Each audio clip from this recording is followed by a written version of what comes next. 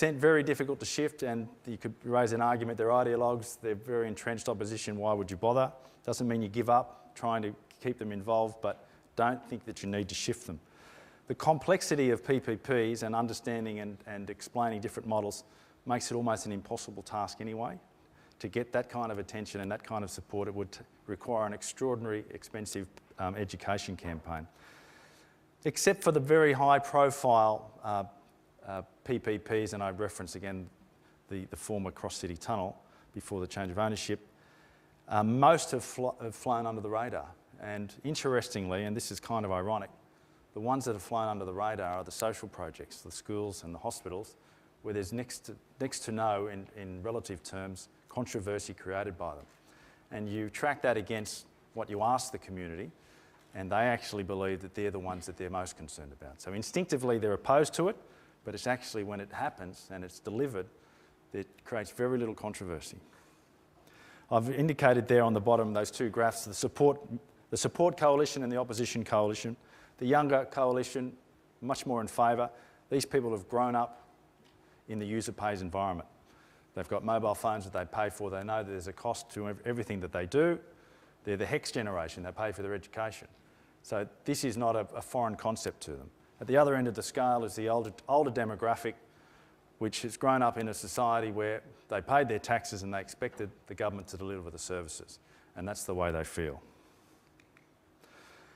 So in terms of conclusions, from my perspective, evolution, not revolution. This is an inevitable consequence that there will be more of this because of a number of factors, most notably that the younger generation, as it ages, gets it and understands it and doesn't have a problem with it. I think there's also a message there that we can't win the hearts and minds of everyone. So it's way too complex an issue to get community support across the board for what we're proposing. So it's a kind of why bother? And we don't need to win their hearts and minds because it's not a barricades issue. It's not a vote-changing issue to a level degree across the board. There will be exceptions in certain seats and certain projects, depending on the marginality, etc., where it becomes an important vote-changing project or issue. But by and large, people don't really care. As long as the system works, they're happy with it. They'll adopt it.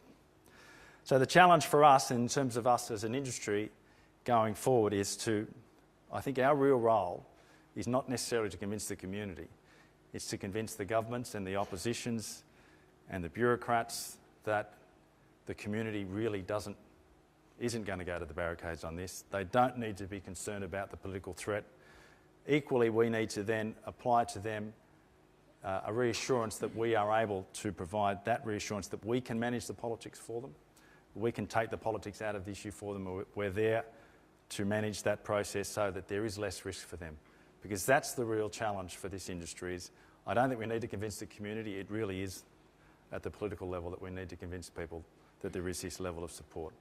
And of course, that requires great leadership at a government level, not leaders that follow community polls. It's leadership where people will not always get it right. 8 times out of 10 they'll get it right. A couple of times they'll get it wrong.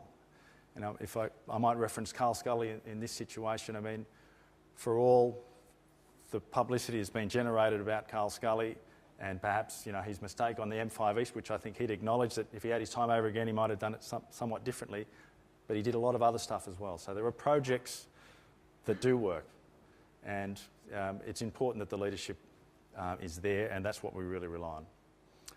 That's about all I was going to say before we head into the discussion.